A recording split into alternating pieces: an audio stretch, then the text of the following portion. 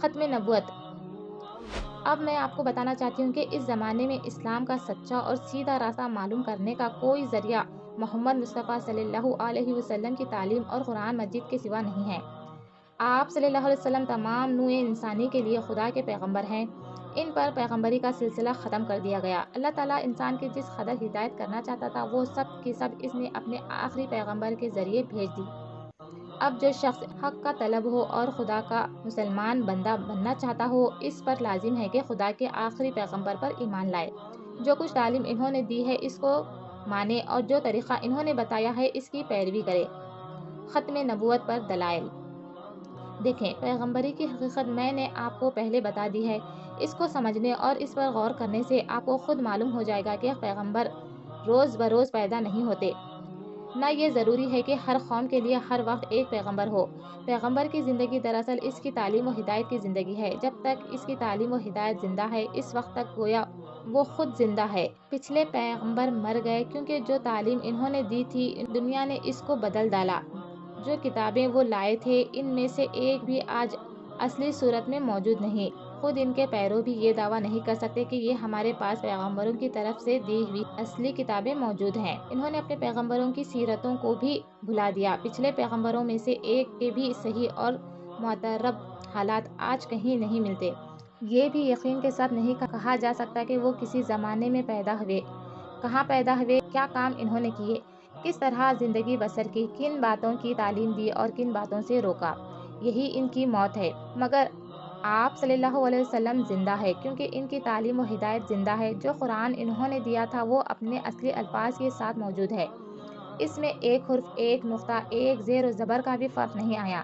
ان کی زندگی کے حالات سب کے سب محفوظ ہیں اور 1300 برس سے زیادہ مدت گزر جانے کے بعد بھی تاریخ میں ان کا نقشہ ایسا صاف نظر آتا ہے کہ گویا ہم خود حضرت محمد مصطفیٰ صلی اللہ علیہ وسلم کو دیکھ رہے ہیں۔ دنیا کے کسی شخص کی زندگی بھی اتنی محفوظ نہیں جتنی آپ صلی اللہ علیہ وسلم کی زندگی محفوظ ہے۔ ہم اپنی زندگی کے ہر معاملے میں ہر وقت حضرت محمد صلی اللہ علیہ وسلم کی زندگی سے سبق لے سکتے ہیں۔ یہی اس بات کی دلیل ہے کہ آپ صلی اللہ علیہ وسلم کے بعد کسی دوسرے پیغمبر کی ضرورت نہیں۔ ایک پیغمبر کے بعد دوسرا پیغمبر آنے کی صرف 3 وجہ ہو سکتی ہے۔ نمبر 1، یا تو پہلے پیغمبر کی تعلیم و ہدایت مل گئی ہو اور اس کو پھر پیش کرنے کی ضرورت ہو۔ نمبر 2، یا پہلے پیغمبر کی تعلیم مکمل نہ ہو اور اس میں ترمیم یا اضافے کی ضرورت ہو۔ نمبر 3، یا پہلے پیغمبر کی تعلیم ایک خاص قوم تک محدود ہو اور دوسری قوم یا قوموں کے لیے پیغمبر کی ضرورت ہو۔ یہ تینوں وجہ ہیں جو اب باقی نہیں رہی۔ حضرت محمد مصطفیٰ صلی اللہ علیہ وسلم کی تعلیم و ہدایت زندہ ہے اور وہ ذرائع پوری طرح محفوظ ہیں جن سے ہر وقت یہ معلوم کیا جا سکتا ہے کہ حضور صلی اللہ علیہ وسلم کا دین کیا تھا، کیا ہدایت لے کر آئے تھے۔ آپ صلی اللہ علیہ وسلم کے ذریعے سے دنیا کو اسلام کی مکمل تعلیم دی جا چکی ہے۔ اب نہ اس میں کچھ گھٹانے بڑھانے کی ضرورت ہے اور نہ کوئی ایسا نقص باقی رہ گیا ہے جس کی تکمیل کے لیے کسی نبی کے آنے کی حاجت ہو۔ لہٰذا دوسری وجہ دور ہو گئی۔ حضرت محمد صلی اللہ علیہ وسلم کسی خاص قوم کے لیے نہیں بلکہ تمام دنیا کے لیے نبی بن کر بھیجے گئے اور تمام انسانوں کے لیے آپ کی تعلیم کافی ہے۔ لہٰذا اب کسی خاص قوم کے لیے الگ نبی آنے کی بھی ضرورت نہیں ہے۔ اس طرح تیسری وجہ بھی دور ہو گئی۔ اس بنا پر آپ صلی اللہ علیہ وسلم کو خاتم النبی کہا گیا ہے، یعنی سلسلہ نبوت کو ختم کر دینے والا۔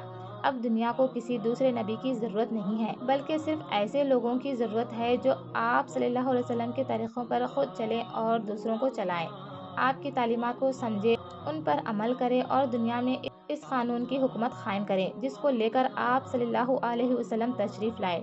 سبحان اللہ۔